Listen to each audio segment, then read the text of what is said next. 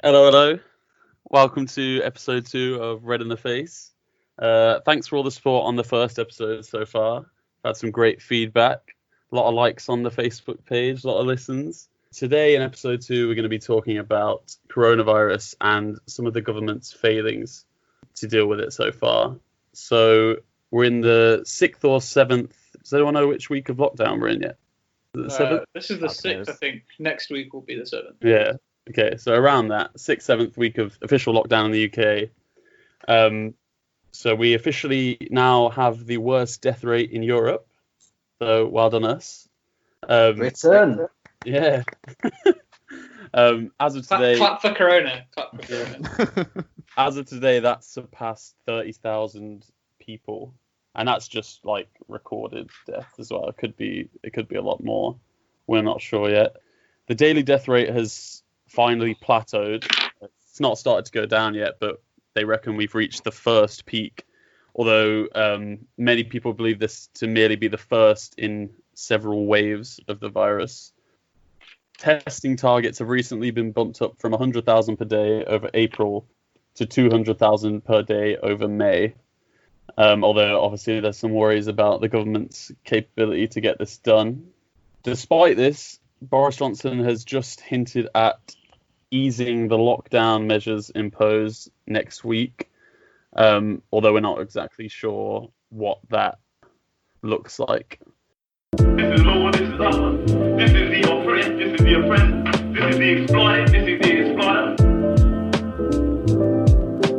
Hierarchy as it exists in the family. Hierarchy as it exists in the school. Is it right that so many people live in such poverty in a society surrounded by such riches? No, it obviously is not. Because of the way this society is organized, because of the violence that exists on the surface everywhere, you have to expect that there are going to be such explosions. You have to expect things like that as reactions. Where do we want to start? Where do we want to start talking about this, guys? I mean, the first place to start is that even at 29,000 deaths, probably a week ago, the FT were already reporting that only accounts for hospital deaths. So that's basically not people that have died at home because of it, people who would have had underlying conditions and they've died at home, etc., etc. A lot of the care home numbers haven't come through because the amount it takes to sort of report from someone dying in a care home to it getting to the government figures takes a long time. So I mean, the first point is 29,000 is a ridiculous amount of people, and it's not even it's even higher than that. So if a week ago the FT was saying 40,000, then God knows where we're going to end up the other side of it. It's only the people that were tested as well. It's only people that they tested in hospital. Like today, France found that they had a patient in December that they just, because obviously they didn't know coronavirus was in Europe at the time, they didn't count them in the official figures. So there could be loads more before and indeed now that just aren't being tested that should count towards the figures. So like you say, they're definitely not the real figures. Let's talk about when we went into lockdown. We went into lockdown, I think I read earlier because I completely forgot when it was. Like, was it the 23rd of March, maybe a little bit earlier? We went the first confirmed case 23rd of March. We went into lockdown after the first case being the 29th of January. Yeah. So obviously we knew about it before that. We knew about it, what was going on before that. I mean, I don't know about you guys, but my family started isolating about a week before the official one. But obviously, it would have been earlier if we were told earlier to lock down. So the point is that a lot of these deaths were unfortunately avoidable. It seems like if we'd gone into lockdown earlier. Not that I'm an expert or anything, but well, no, of course, none of us are experts or scientists, but it doesn't take a fucking genius to work out that holding a festival like Cheltenham in the middle of a global pandemic is probably not a good idea. I remember on the way to Cheltenham, because I was working there, I remember we were joking in the car how we're all going to get fucking corona. And I don't think any of us did, but to be fair, I'm pretty certain at least one person at that festival probably had corona. Well, it's horribly irresponsible to not cancel festivals like that. And it's because Cheltenham just rakes in a fuck ton of money. They've said that Cheltenham actually turned out to be quite the hotbed. Like a lot of cases can be traced back to that. I've seen I that. mean, was it was it that week that Liverpool played Atletico Madrid in the Champions League to 50,000 people, a travelling Spanish support of a couple of thousand? But that's because sort of going through it in terms of the government response chronologically, that during this period, the weeks that proved to be most important with regards to the coronavirus response, which again, we're not scientists, but we're not saying you have to be. You just have to look and compare with what other countries have done. And there are political choices that have been made as to why we have the highest death rate.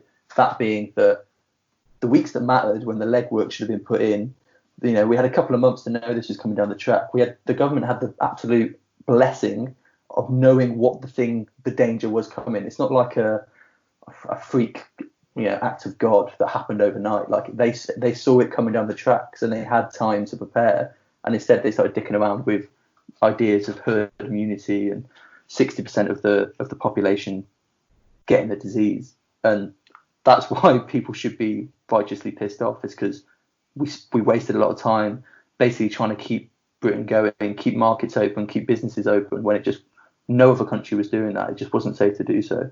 There's no accountability as well. So the government, I think it was yesterday, they said, mistakes were made about herd immunity. Look, that's the understatement of the bloody century. Mistakes were made. I mean, you're not going to get a more damning article than that Times article that came out, frustratingly behind a paywall, but you can get it online in some places. That sort of basically said, you've got Matt Hancock saying on the 24th of January, after the first cases of coronas hit Europe and hit Britain, described the outbreak and the risk of an outbreak to Britain as low. A PM spokesperson said we were well prepared for any new diseases. And then just the weeks, sort of each day, because of this idea that if you could get 60% of the population to get the sort of 60% of the healthy population to get the virus, it, in Boris Johnson's words, work its way through the country and we take it on the chin. We can build up this immunity and therefore we'll basically be all right. Was him saying, and he was proven to say it in that speech in Greenwich, that we as Britain will keep the markets open, we'll keep the government going, we will stand by business, because they obviously just didn't give a shit about Corona. They didn't think it was that bad. If anything, he led by example by bravely deciding to get coronavirus. He led the charge. Funny you say that, because I was about to say, it seems a long time ago, doesn't it? All this talk of herd immunity and stuff, and wasn't correct me if I'm wrong, but wasn't Johnson, or am I getting confused with someone else, boasting about how many hands he'd shook or something? That was Boris Johnson. At an ICU. Yeah. That was the same week. Was it the same week? It was the same week that, as Boris was saying, it was the first press conference they did, after there was like, please someone do a press conference because there's so much misinformation. And he did a press conference saying, I'm still shaking hands with people in the ICU. That was the week of the Liverpool game, where Jurgen Klopp, the Liverpool manager, walks up the tunnel and tells people to put their fucking hands away, stop shaking hands. Like, the manager of a football team had better leadership of this country than Boris Johnson did. But Boris has never won a Champions League, so true. With much less information as well.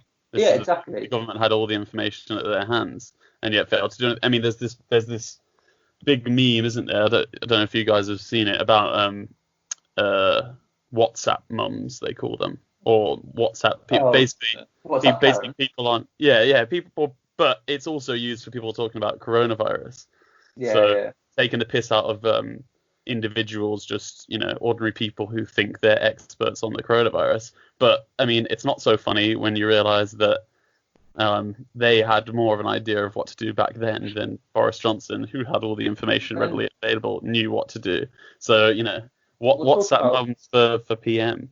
We'll talk about the media response about it later, but we can't let the government off the hook for this, for the fact that herd immunity at the time was completely rejected by every other country. We were a complete outlier within the international community with our response.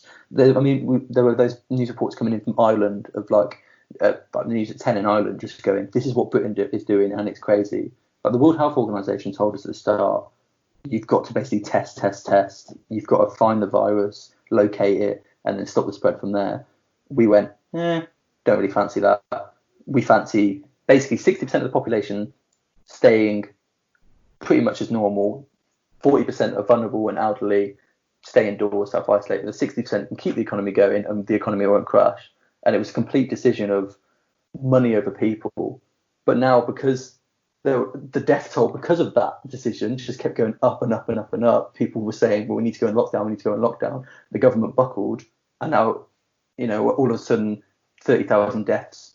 Boris Johnson's called that winning video. Did he say our first phase of coronavirus was a success? It's like, we've got the second. They're celebrating the government for their response to coronavirus. They're saying, oh, look how well. There was a clap for Boris when he got better, and it was essentially saying it wasn't just that his recovery should be clapped, it was that his response to coronavirus needed to be lauded. And I think that's just terrible. Speaking of WhatsApp mum, speaking of mums earlier, Morgan, I was on Facebook and I saw your mum today was talking about this, but she made big up. But she makes some really good points. The government knew that we needed PPE in 2016, way before any of this was even known. In 2016, we needed PPE, and we had the opportunity to get the PPE, but we decided that it wasn't profitable to do that, so we didn't get the PPE, and now as a result we're using out of date PPE. That's from that in 2006, and the report came out in 2016. They did a three-day simulation in which the new and emerging respiratory threats and advisory group, which advises the government on outbreaks and pandemics, etc., did a 3-day simulation and told the government the NHS does not have the infrastructure, staff levels, or necessary equipment to deal with a pandemic. So they've been sat on the information that if there's a pandemic, a global pandemic, or an outbreak of anything in Britain, we do not have the capability for our NHS to cope. And they've known that for 4 years, and then just continually pulled funding away. So it's all linked to each other. Yeah. It's not just they've been badly responding to it since December, but they've also continually cut away the resources that could afford this virus. It's like the response so far, I think, has been a balance between what is in the interests of capital and what is in the interests of political maneuvering, because they kept the economy going. They didn't lock down for as long as they could, and then when it became politically inconvenient to do so, to continue letting people go to pubs and clubs and whatever, and Cheltenham festivals, that's when they decided, oh, okay, let's actually shut down the economy. Let's lock down because it's not working for us anymore. And they quite quickly changed their message, didn't they? And then pretended that the herd immunity thing just hadn't happened. That's what some of the most, and that's where the media comes in, and we'll talk about it. That's some of the most despicable stuff about the whole thing, is they've just openly lied about what their initial strategy was and how many, because they know if they told the truth about it, people would link the death rate that we now have, highest in Europe, to political decisions. That's why it's it is politics. People say don't make politics of it, but it is. But they say that because they wheeled out the chief medical officer, who also was talking about herd immunity. But again, that chief medical officer, whatever way you look at it, was an outlier within the international community. There's a reason that we've got close to 30,000 deaths, and Germany have 5,000. New Zealand, and we'll come on to it. The BBC are talking about, oh, you can't compare nations. Well, you can compare developed nations, because a lot of places we've got the disease at the same time, and our death rate is higher than all of them. So there's reasons why that's happened. Because, again, back to that Times article, the first 5 COBRA meetings, there were 5 meetings that Johnson missed in succession in late January and February, and he spent an entire parliamentary recess at his official retreat of Chequers. So the first case in Wuhan was back in November. The first case in Europe was on the 21st of January. And then between that January-February deadline, he just kept missing COBRA meetings, which were dealing with the coronavirus. It's just complete. They're either asleep at the wheel, or 2, they know what they were doing, trying to keep things going along, and they knew lockdown would break the economy, and they just chose not to. Seeing that sort of thing in America as well. Talk about nations with huge amounts of deaths. I think is America the highest in the world now? Yes. Yeah. And US is number 1, as always. It's for similar reasons that they just decided to keep the economy going. They prioritize profit over people, which I'm not going to pretend is surprising for the Americans, but it's just so callous. I think they're reopening everything very shortly. We've had these protests or we need to get things open. And the annoying thing about that is it's not workers demanding to go back to work. It's people demanding that workers go back to work. We're not getting our hair done, we're not getting our nails done. We demand that these workers go back to work so we can do this. There's videos and images of, nail salon workers in full protective gear having to give manicures.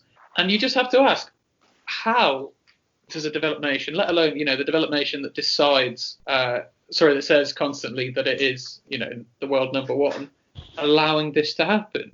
It's like that guy who was crying because he couldn't get fertilizer will just be the clip of lockdown. It's just crying because he was like, we can't even get fertilizer. You're like, mate, there's bigger problems, there's bigger issues here. Yeah, and I think a lot of liberals, and if you had talked to an American liberal, which includes both Democrats and Republicans, a lot of them they would pin the piss poor response on Trump. But I think it goes a lot deeper than that. It's the same problem that we've had in this country, is that they put the needs of capital before the needs of people, and it's not an individual decision like with Trump or Boris Johnson. It's because that's what capital demands. Capital is something that constantly forces governments to try and operate in a way that is most conducive to the accumulation of capital. And if you look at the response in countries that are less concerned with that, look at Vietnam or look at China, they've had much more comprehensive responses. And they've been helping combat the virus globally. Look at Cuba. They've been sending completely free doctors to all over the world. I think the first ones they sent were to Italy, when Italy was sort of the epicenter of the European outbreak. And it really goes to show the stark difference between things when you put capital first and when you put the needs of people first. And I'm sure we'll talk about this a lot more in either later this episode or next episode. But definitely. And I absolutely agree. What is being done in the interest of capital, and the only reason that, it seems a big statement, but the only reason that lockdown has lasted as far as it has is because it's politically convenient, and it's crazy how much because people know that people realize it's a big deal. Like when people started to realize, shit, this is actually, we need to sort this out. That's when the government started to change its line. What I find really crazy, and it plays back into the media thing, what I find really crazy is like how effectively they've managed to hammer home some of the sort of so-called populist appeal of Johnson and Trump since lockdown. So like they've just, as soon as people realize that, wait a sec, maybe our leaders have fucked up a bit on this, the media has just piled in with support for them and just like talking about how great it all is, all this clap for Boris, all that kind of thing, was because they knew that there was some political implications to what they were doing. But obviously going on Harley's point, it's impressive. Talk about it in a second. Why Britain have found it literally impossible to provide PPE and infrastructure. There's sort of systemic reasons for why that's the case. But even against countries that can state plan and have put the needs of people first, even other capitalist countries that are as greedy and probably got, well, not as bad a record as Britain, not many people have, but even other countries that we as the left we wouldn't look to, going, oh, they're brilliant havens of like socialism, whatever. Even they've understood just the size and the effect that this virus can have on populations. Like we as the left don't look at Germany and think it's some socialist haven, not in the slightest. But they've got 5,000 deaths and we've got 30,000, if not 40,000. And that's the thing that's frustrating me, is that this government has just it's responded to it so badly, and it's got so much blood in its hands, and just the lack of scrutiny of that and criticism of that is just, it's getting to me. I hate it. There is a particularly inhumane tinge to British and American capitalism that isn't quite the same everywhere else. We're particularly good at being bastards, basically. I think I would say in a sense it relates to the lack of a strong opposition, because if you look at the US, Biden's not currently the nominee as far as I understand, but he's the de facto nominee. So unless they swap him out, and he's a pretty convinced. He's a pretty, I don't know, qualified isn't the word, but pretty clear rapist. Put it bluntly. And I mean, our opposition consists of Keir fucking Starmer, who's provided no opposition whatsoever to the government policy other than saying, "Oh, make sure you do some tests." Whereas in countries like Germany and France, there's a much stronger opposition. I mean, the French love a good riot, and who can blame them? Whenever the French government fucks up, people riot. In Germany, they've got a long tradition of coalition governments, and currently it's Angela Merkel, who's a right wing conservative in charge of the country. But it's not that there isn't a strong social democratic tendency within Germany who could hold her to account. But in the UK and the US, we just don't have those. We don't even have those mild social democrats to try and hold the government to account, so they can get away with this reckless policy that has killed thousands of people. I mean, the not doing opposition for opposition's sake is being Keir Starmer's line. Boom. I mean, 40,000 death, mate. You've got to oppose that. You've got to step up. And I just don't see who he thinks he's appealing to right now, other than he's appealing to the complete whitewashing of this whole handling by the government after the coronavirus. He will contribute to the fact that they will call it a success, and they're calling it a success already. And he's doing nothing about it. He didn't even call their first stage. He called the handling of the first stage like successful, or something along those lines. It's absolutely batshit. Like, what planet are you living? How many times do you need to say biggest death rate in Europe? Yeah, it's because the people around him have made him think that is what opposition is, and that they think the last 4 years of Corbyn was some kind of outlier, where that wasn't very civil. He wasn't very civil to the Tories. That's not real opposition. Civility. They've made Starmer believe that politics isn't about conflict, and that actually people will like him if he just agrees with, the government of the day. I saw that. Someone said that about Blair. So what they think is Starmer thinks he's being what Blair was in opposition, but even Blair in the 90s was hammering the Tories on stuff. Yeah. Like, he wasn't just accepting their failures, which I don't think you can ever get a worse government failure than the fact that we were given months to plan for a pandemic, which we didn't plan for, and as a result, people died unnecessarily. If you're not going to oppose that, then what the hell are you going to oppose? Yeah, there's a nature, isn't there, especially in the British people, I think, that when something tragic or something, there are some extreme circumstances like we're living in today, that automatically means that you must support your government and support what 100%. They're doing, when in fact it's almost the opposite is true, because if they're doing things that are so catastrophically wrong that it's leading to tens of thousands of unnecessary deaths, then that's when you do start to oppose, and that's when you need people like, leaders of the opposition actually doing their job. It's even more important, and it's less important to just be agreeing with everything and supporting everything they're doing. As we have this whole idea of the Blitz spirit, and it keeps getting brought up all the time. I think I've heard it like every day for the past 6 weeks. Oh, Blitz spirit. But it just astounds me, in between news articles, news segments of like rainbows painted in houses, videos of a 90-year-old man who had to raise money, or a 100-year-old man even that had to raise money because the government weren't doing enough. This idea that is a successful response within the media, it's so prevalent that I think even if you did have opposition, decent opposition, they just get slammed in the press for it. Yeah. People say don't get on our Boris's back. Yeah, it's like, best. He's doing a good job. Stop rocking the pram. You're trying to be divisive at this time and stuff. It's a servile attitude. It is like, bring up the Blitz spirit. I mean, there's lots of historians and stuff that talk about that and the way it sort of made its way into British psyche. But the fact that like looting and stuff was like a massive part of Second World War Britain, and there wasn't actually. I think Owen Hatherley it's a book called Ministry of Nostalgia talks about it, and talks about how the sort of 40s to 50s are seen as this like amazing time, and actually none of this spirit stuff was like keep calm, carry on wasn't even used to bloody poster, but it somehow made it into like the British psyche, and now that is somehow informing the way we should react in the face of a crisis of this magnitude. It's just It's crazy. Like I say, I can see, stay home, save lives being printed on tea towels in the same way that keep calm, carry on is. 100 years.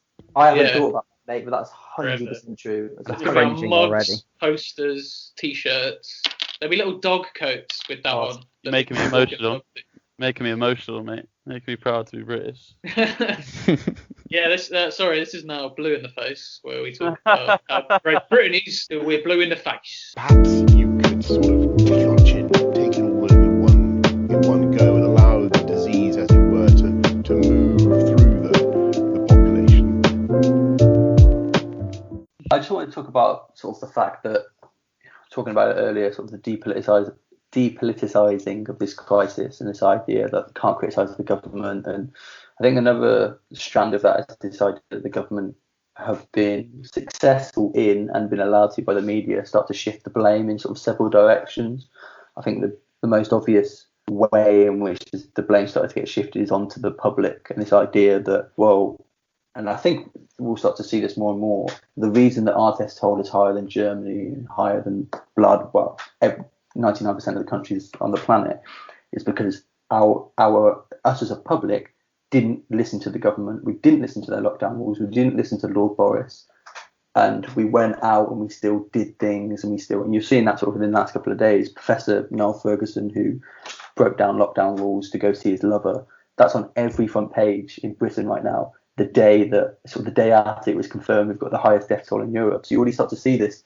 The media are complicit in allowing the government to shift the blame onto the public. Even locally, the Hereford Times, sort of like a local paper near where I am, did a thing online where they took a picture of Hightown, which is the high street in Hereford, saying, "Oh, look at all the people. It's like, sort of not obeying lockdown rules." And then a friend of mine said, "Well, I actually was working a shift at 1 p.m. and there was literally no one in the high street." So it's already this idea that they're trying to just slowly move the blame towards, "Oh, well, look, we told you what the dangers were and you didn't listen to us, and it's all going to be our fault again." And then it takes away the political pressure of the history of herd immunity, PPE, ventilators away from the government. All this kind of stresses the need for left media again, doesn't it? We talked a lot about the media's responsibility for some of the atrocities of coronavirus. It shows you that we need more left media, more red in the faces. Too right. Well, I saw there's a quote going on at the minute. It's meant to, apparently it's accredited to George Orwell. Well, I'm not 100% sure if it actually is. But he said that news is what somebody does. News is what somebody does not want you to print. All the rest is advertising. And I mean, the tweet that, keeping that quote in mind, Laura Kuenssberg, who is the political editor of the BBC, is arguably like the most important job in the comment area and in the British media, tweeted this the other day from a PM press conference. PM confirms we're past the peak of the outbreak. How is that journalism? Like, what?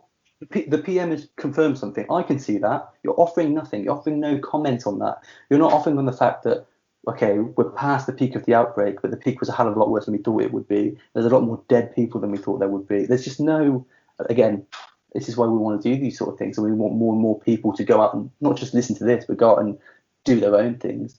Is that is the top job in the British political media, is the BBC political editor, and they're just tweeting out the fact that the PM has confirmed something, and that's it. That's gospel. And it's reporting, isn't it? It's not journalism, it's reporting. It's crazy, and like I say, they're allowing that shift. They allowed the shift of Matt Hancock to blame footballers for not putting enough money in for the NHS instead of asking his billionaire Tory mates to do it. They allowed Matt Hancock to slag off NHS trusts for overusing PPE in a pandemic. Like, they're just allowing this to just be said, and once it's said, well, the government said it, and they're using medical advice, so therefore they are correct. And it's just a complete lack of criticism, analysis, anything. Yeah. So it's just this whole pandemic, this whole coronavirus has basically shown a lot of what we've been saying for years to be true, that the government isn't prepared to deal with crises, and that the media will back them no matter what, even if their policies lead to the highest death rate in Europe or whatever. It's not exactly come as a surprise that we've been so ill-equipped to deal with it. The only last point I would have is that the other scary, really scary, and just like horrific thing, and the BBC have done this, as well as the BBC doing lots of articles saying, can you really compare Britain to other countries? Like, one, you can. But also this idea of like Sky News and stuff doing graphs about how many people would have died anyway, despite COVID-19, because they had underlying health conditions or they were old. It's like, well, yeah, but so what? So when we talk about the people that died in World War II and the Blitz, have you got to cut out people that were old when a bomb hit their house? Like, the two things aren't connected. Like, they got corona and they died. It doesn't matter if they had underlying health conditions. They wouldn't have died if it wasn't for corona. Right. So if now we talk a little bit about why the UK and capitalist countries across the world are so poorly equipped to deal with a pandemic like coronavirus. They don't want to start on that. Well, I mean, in terms of the UK, it's just in terms of immediate problems with the NHS, our general ability. Well, I mean, we can't even cope with winter crises within the NHS, never mind global pandemics. That's obviously a cause of austerity over the last 10 years, that we've continually taken money out of the NHS, we've privatised parts of it, or well, the Tories have, I say that, I don't mean it. The Tories have definitely done that over 10 years. But the whole response, the problem with the response goes much further. The NHS is one thing, but I mean, the reasons why we haven't been able to provide adequate PPE, we had a real problem with ventilators. I mean, you had the government going on Twitter, government ministers on Twitter asking people to DM him if they had the ability to make ventilators, like these complicated machines that could keep people alive from a respiratory disease. And that goes further back than just austerity. It goes back to the fact that Britain, over the last 30 years, have completely taken away its ability to actually build anything. We literally build nothing. The government don't build it. It's privatised and outsourced and sent elsewhere. The government was sourcing, on the Twitter issue, the government was sourcing medical masks off a medical fetish website. They were asking this fetish site for their PPE. How are we not in an episode of The Thick of It? I think we live in the world of The Thick of It. It's and like we said, responsive from other countries. You've got literally, I'm sure there's hours to talk about China, and there's a lot of nuance within that. But the fact that they can, if they want to, build the infrastructure to bring, their numbers for this disease, considering where it started, is incredible, because they were able to build infrastructure very quickly. They built purpose-built hospitals very quickly. They had I think it was some SARS. Was SARS in the early 2000s? Was there another sort of? Yeah, SARS was early 2000s. They had, on basically their version of GP surgeries, they had infectious disease wings where you could go see a doctor safely, get a test, and within 3 hours on site it'd be processed, and if you've got it or not. Boom, you know who else has got it, who you come in contact with, you've isolated, you find out who's got it. China had that infrastructure in place and could sort of restart that again for this pandemic. We literally just don't have the ability to build anything because our manufacturing base is mainly gone abroad, ironically to places like China.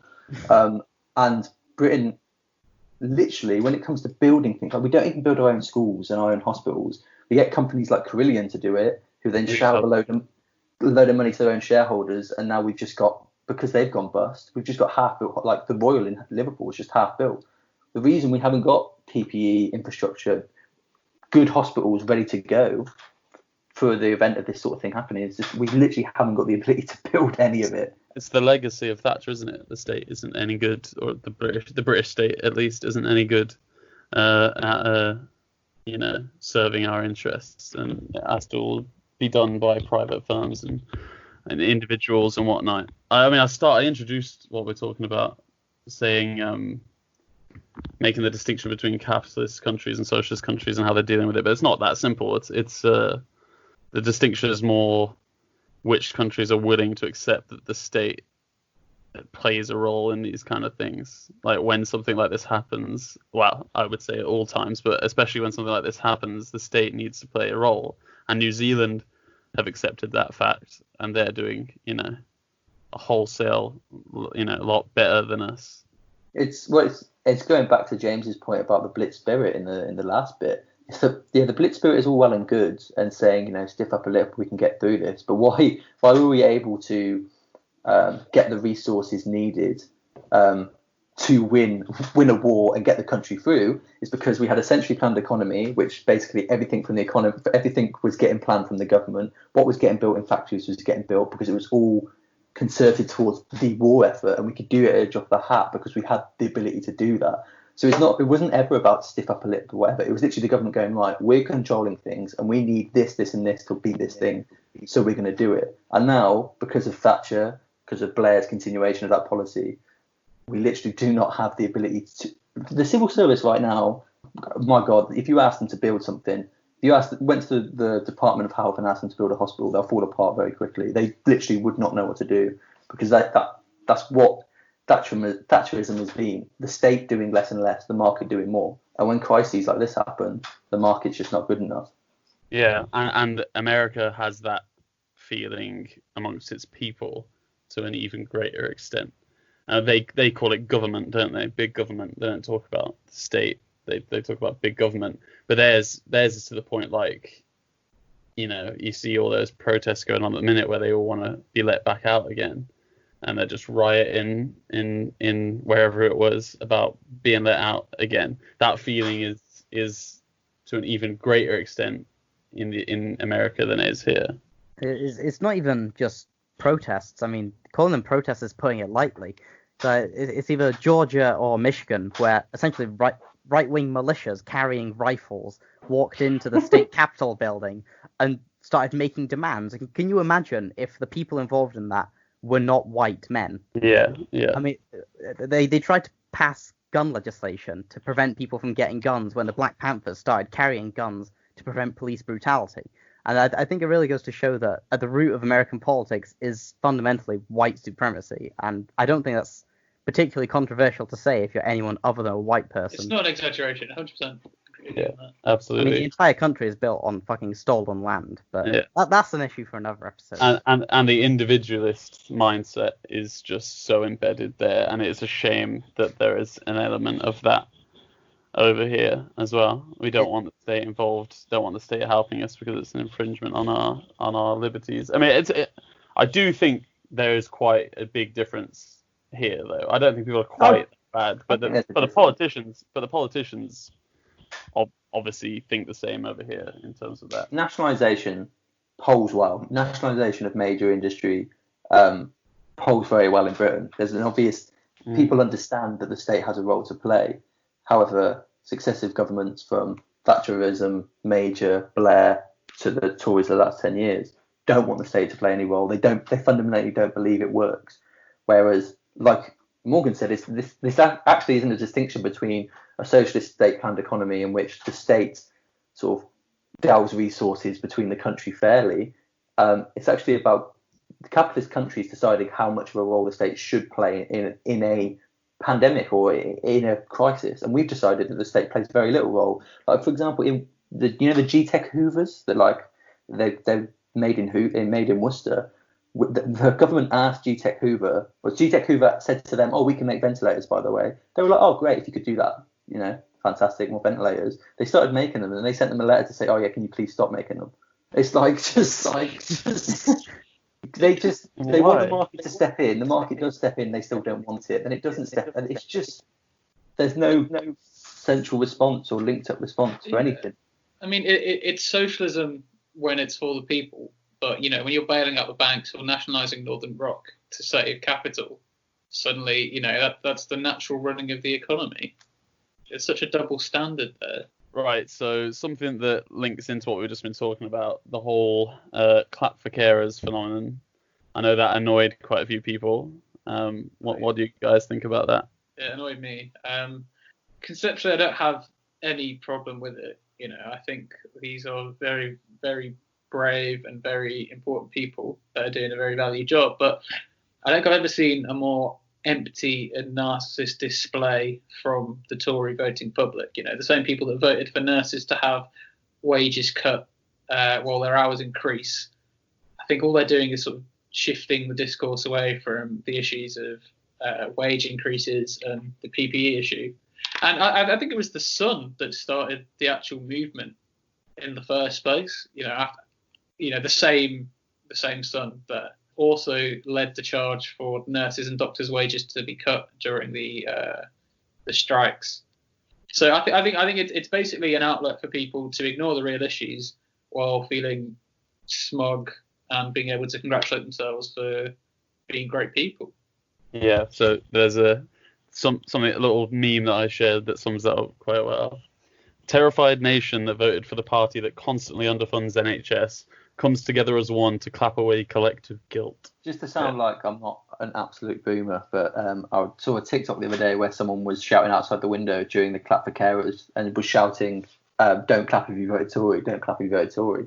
And all the comments were just like, "Why would you make this political? Why would you make this political?"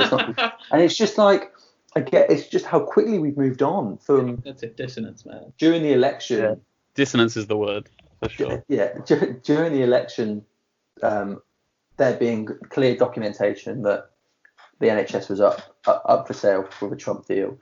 There's been consistent funding cuts since 2010. I mean, like James referenced there, the junior doctors strike. Junior doctors who get paid for what they do. Junior doctors aren't just students. You can be junior doctor for like 10, 12 years getting paid a bloody pittance. You're basically a full-blown doctor. That's what, I don't know, junior doctor's sort of a loaded term. But they went on strike due to poor pay, and they were going to get paid less for doing more hours. And like you say, the Sun led that charge calling them greedy.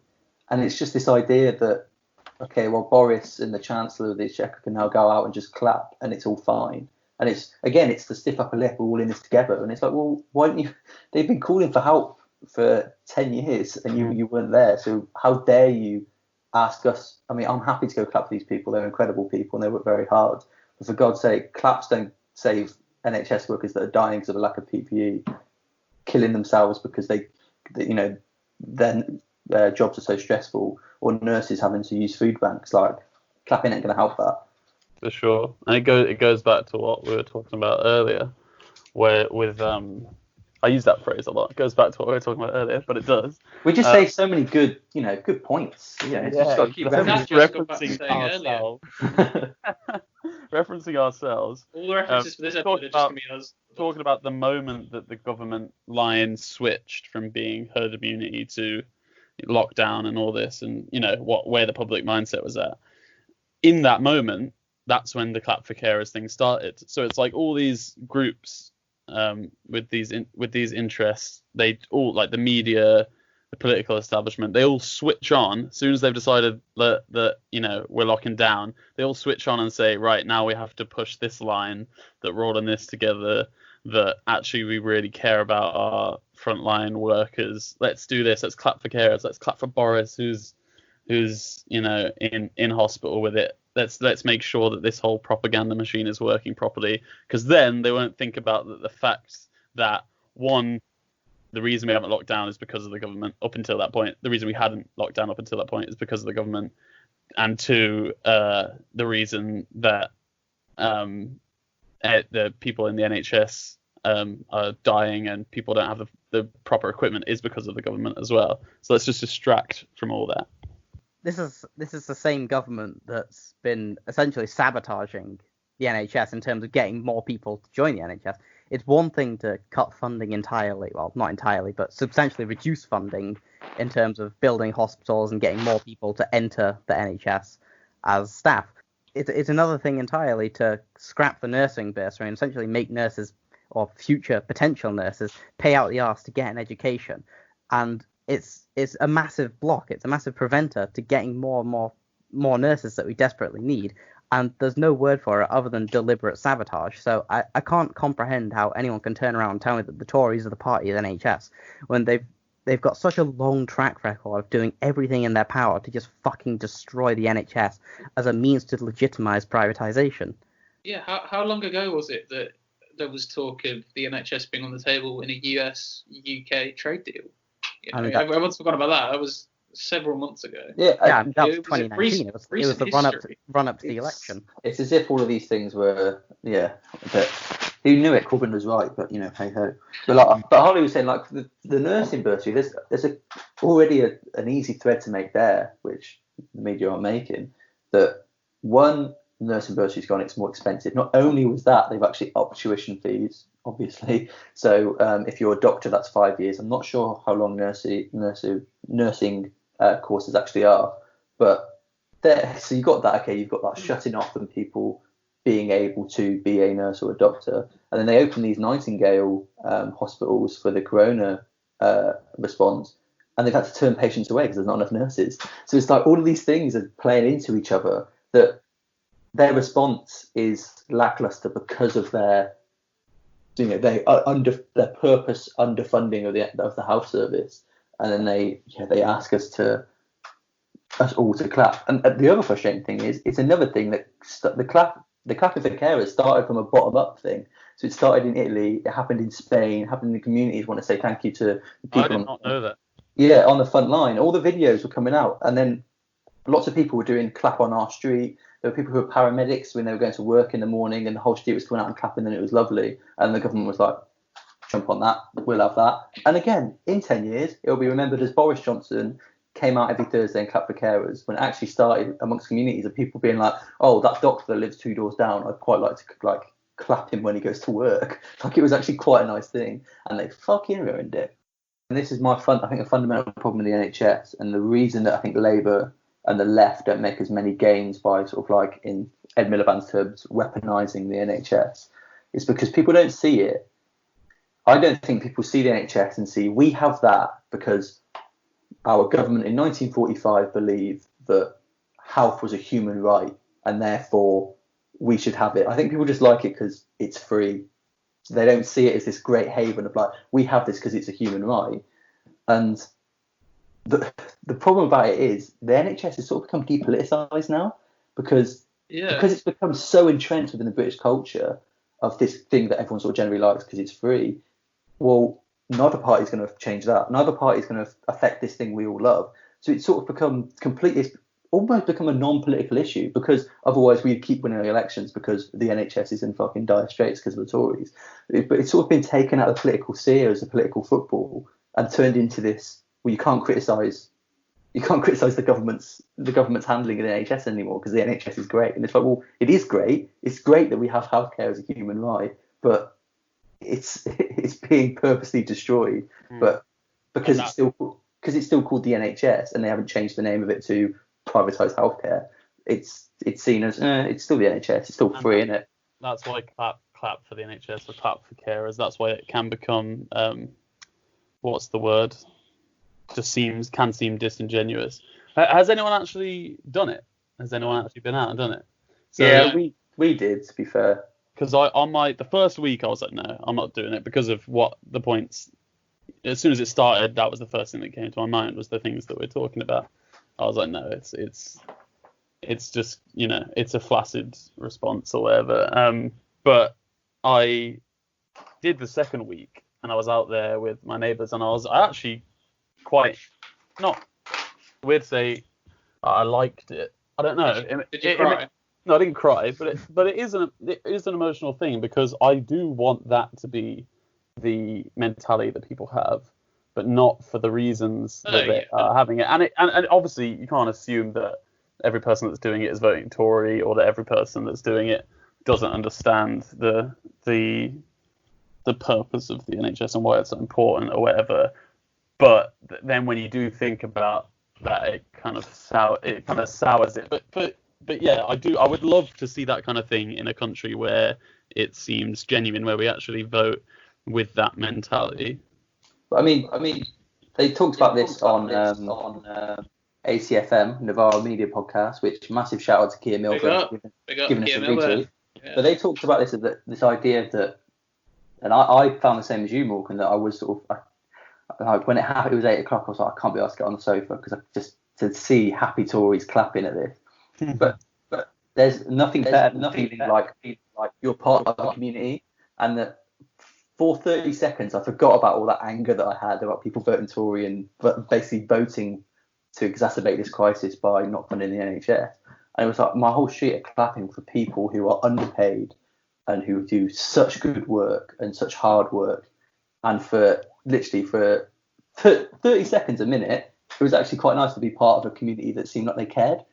But then 30 seconds later, I was like, oh no, chances are they probably voted Tory though, didn't they? So it was nice for a bit, because it's, you know, it's nice to feel like you're actually part of a community that seems to give a shit about people. But It's actually the exact world that we want, just for different reasons. The function of healthcare should be to provide quality care to every man, woman, and child as a right, not to make tens of billions in profits for the insurance companies and the drug companies.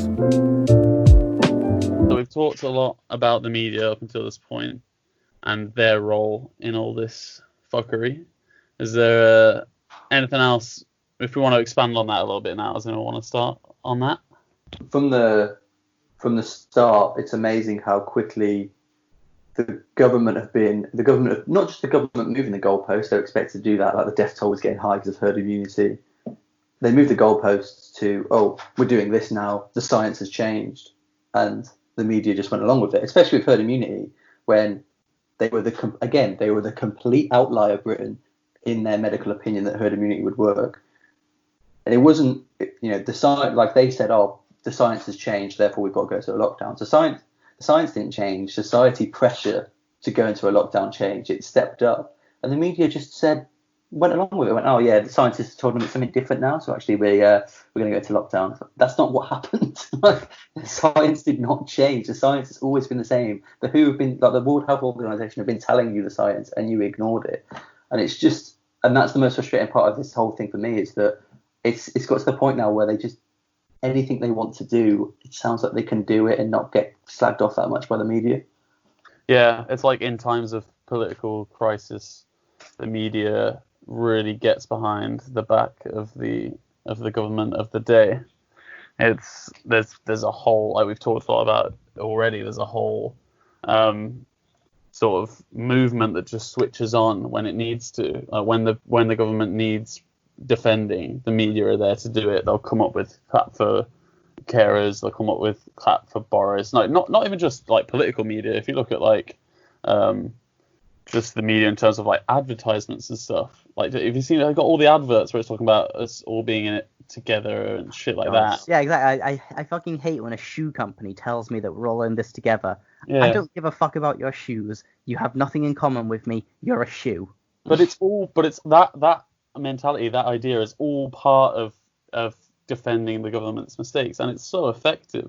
Like, they have such a broad complex, don't they, where a story will break about well, obviously that comes from the media as well, but a story will break about the government's mishaps, and then they'll all fall in line and create a narrative. And it's seriously worrying to see, and that relationship between the government, politics, and the media is getting closer and closer by the day, like it already is in America. In the UK, it's just getting closer and closer by the day. Like, they all pulled together in the crisis of Corbyn, when Corbyn could have become Prime Minister. They all fell in line and said, right, we might have some small differences, but we need to make sure this guy doesn't get in. And now they're doing it to defend the government in a time of crisis again. Yeah, I mean, for me, my main frustration, like I've said, comes back to really, I think the weeks where mates were asking me a couple of weeks in, oh, are you still watching the briefings? And I was like, there's no point. We've already fucked it because we screwed up in those early weeks. So I literally I stopped watching the briefings because they've already, this was always going to happen because of the weeks they wasted with this herd immunity stuff. Like, looking like you say, sort of people falling in line. Dan Hodges of the Mirror on the 9th of March, who was criticising people saying, talking about lockdown and we should have gone into lockdown earlier. He was saying, I'm still trying to get this. Is Dan Hodges, who works for the Daily Mail, who's come up twice now, so he's sort of becoming a favourite of the pod. Still trying to get my head around the fact there are people on Twitter seriously arguing the British government should be taking lessons in crisis management from the Italian state. Flashback to now, where we've got the biggest death toll in Europe. Aisha Hazarika, who's now a journalist, who was a political advisor for New Labour, said on March 13th on Twitter, yep, I really need some hipster analysis to reassure me right now, talking about people complaining that herd immunity was, just complete madness. And we don't have to be scientists to say that. The scientists were telling us that, and the media just went, oh yeah, but they're getting told something different. And it's just, like you say, they're falling in line, and it's just frustrating to try and combat that. Yeah, it's very effective. It's a very effective machine. And just going back quickly on something you said about the World Health Organization and how the science has always been there, and how the media is complicit in manufacturing consent and essentially just spreading disinformation about what's been going on. I just want to talk about briefly what's been going on in the US, where Trump has effectively said the World Health Organization is controlled by the Chinese, so it's stopping funding. When it's like if the US had listened to the World Health Organization advice, they wouldn't have the highest death toll for corona right now. Yeah. But the US has somehow managed to fuck this situation more than our own government, which is honestly quite impressive. And then both presidential candidates are now blaming it on China. Like Biden's first big political ads that was against Trump, sort of now that he's going to be the nominee, was a series of clips, him talking about what he would have done, and he would have demanded that they go into, there's American scientists in Wuhan, like finding it out, and Trump was just being China's friend. It's just a terrible advert, and it's just that's what it's going to be now. It's going to be people demanding that China pay us money, which if that's the precedent that Britain and the US want to set, paying people money who we've wronged financially, we'll be bankrupt in no time. I'll tell you that for nothing. Yeah, it's completely fucking asinine that any country, especially Britain and America, are trying to suggest that there's any legitimacy in financial reparations from China, when China is a country that has been subjected to so many acts of essentially foreign invasion. I mean, the Opium Wars didn't happen for no fucking reason, and it's a war where Britain tried to force the entire Chinese population to become addicted to drugs that we were trying to sell them.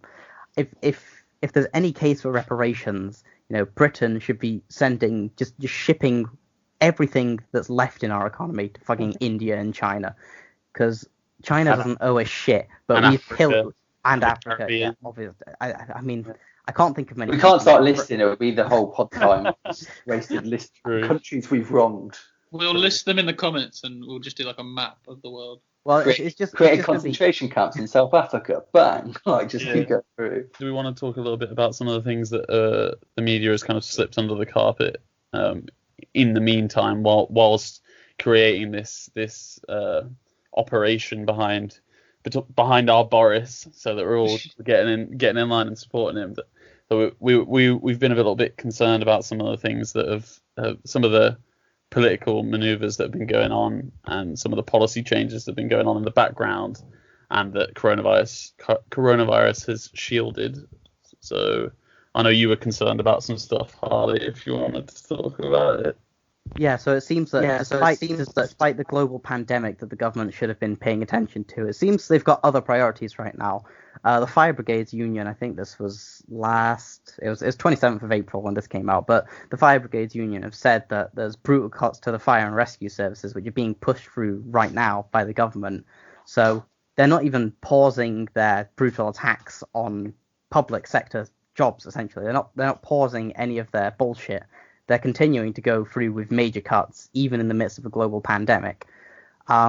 And that's not the only thing. They're also talking changes to the Gender Recognition Act to essentially prevent transgender children from getting access to hormone blockers, which, so a hormone blocker is exactly what it sounds like. It'll prevent you from getting certain hormones. So if you're a transgender teenager and you don't want to go through puberty and become a woman because you feel that you're a man, the hormone blocker essentially stops you from going through puberty, and it's a completely reversible process. You just have to stop taking them and things will progress as normal. So it's not like it's an irreversible decision that teenager is making. And trans teenagers already have a suicide rate of around 40%, or that might be attempts as opposed to successful attempts. But the government, it approaches this thing with this mentality that it's supposed to be protecting children. It does all these things to protect children from harming themselves because they don't know any better. But essentially what they're doing is preventing people from accessing healthcare. And I don't know whether to put this down to attempts to cut spending through any means possible and throwing trans people under the bus because they're an insignificant amount of British society, or whether it is due to a government agenda of just open transphobia. But it's whichever one, isn't it? It is a bit of both. I mean, Liz Truss, I was going to say. Yeah. Liz Truss has openly said that she doesn't believe in identity politics, and in my experience, when someone says they don't believe in identity politics, it's cover to say some very shitty things about the LGBT community. She's a Karen with a mission, a mission of transphobia. It seems. Identity politics. Sorry, can I just say trans rights? Yeah, I was going to say red in the face says trans rights. We stand, red in the face says trans rights. Yeah, I was going to say identity politics, when anyone who isn't a decent human being says it, usually just means, we don't want to hear from people, that people for whom identity politics actually matters, the people that identity politics actually makes a difference. They don't talk about their identity politics as a white middle class or upper class Republican or conservative. They're only unduly concerned with people of color and transgender people, LGBT people that are trying to advance literal human rights for themselves. I think we're going to see some. I mean, again, like you say, this debate around this has been sort of pushed into the long grass whilst people dominated by coronavirus. But we're going to see some horrific, rehashed sort of the British version of the bathroom debates that have been going on in America with regards to the ridiculous debates about whether a trans man or trans woman, what bathroom they should be able to use, which has just been a horrific conversation that trans people in America have had to deal with. I'm sure they've had to deal with it in Britain, but I don't think it's been as a big issue in sort of the public psyche generally. And I think policies like this by the Tories are slowly trying to push those identity issues and these debates. These debates among communities that are just, it's very hard for them to fight back against it. I mean, it's funny, isn't it, that the British establishment or British government has chosen the time that we're in now of a global pandemic to attack the country's most vulnerable people. Well, there was a thing in Hungary as well. There's a thing from I believe he was I think he was a Tony Blair advisor, or he worked within the government when 9/11 happened, and he actually sent an email sent an email out on the day of 9/11 saying this is the day to get all the shit done. So all the stuff you've been putting off and you wanted a big news story to sort of get it in sort of like in the dead of night sort of thing. And that's obviously what the government are doing. They're starting the debate early about identity politics regarding trans people.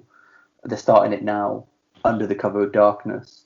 And then by the time this is all over, they're going to it's going to be one of the things because they haven't got, we know what they do with identity politics, because they haven't got the answers to the crises of capitalism and to the financial crash of 2008, still haven't got the answer to why that happened or how to recover from that. They're going to start pointing towards things like trans rights and try and get people fired up on issues like that.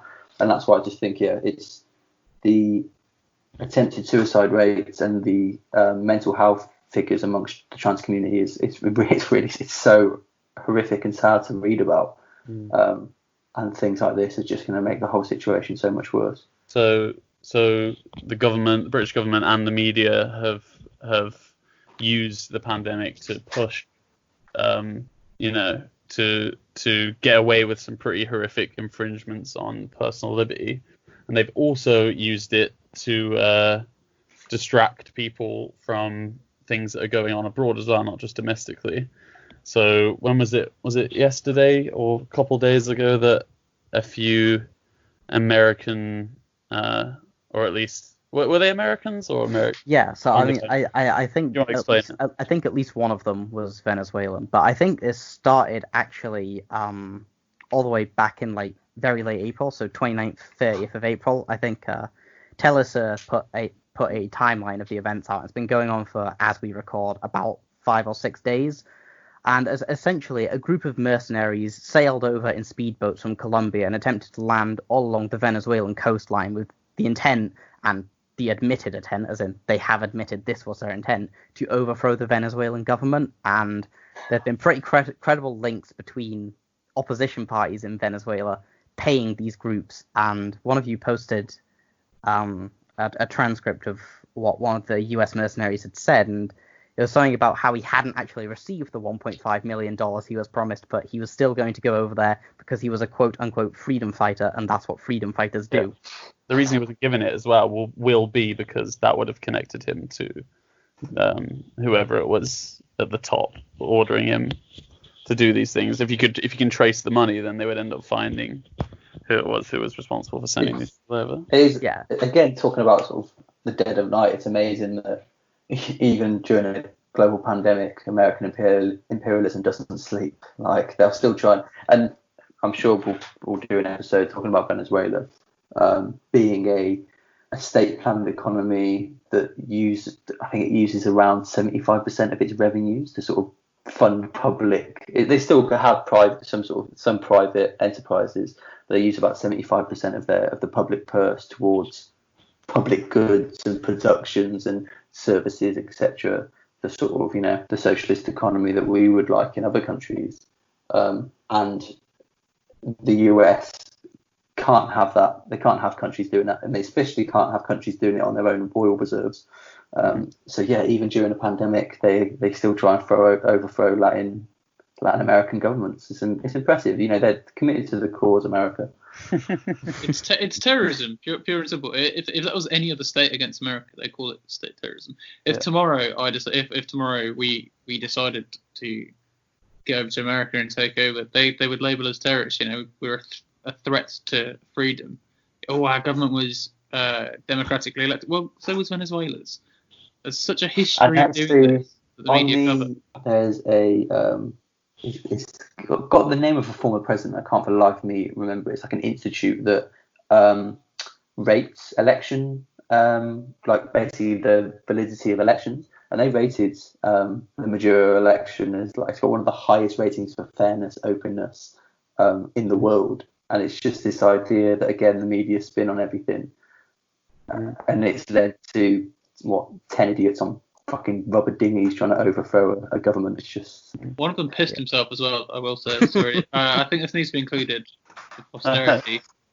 One of the mercenaries, after being arrested and tied up, pissed himself, but because he was on an incline, the piss slowly trickled towards his face and pulled near his face, and I just think that needed to be included. And on that bombshell, we've reached the end of the podcast. We hope you've enjoyed it and that you'll tune in next week, where we'll be tackling Bernie, Biden, Trump and Warren and the US response to coronavirus. You can now find us on Spotify, Apple Podcasts, Podbean, Bandcamp and YouTube. Until next week, have a good one.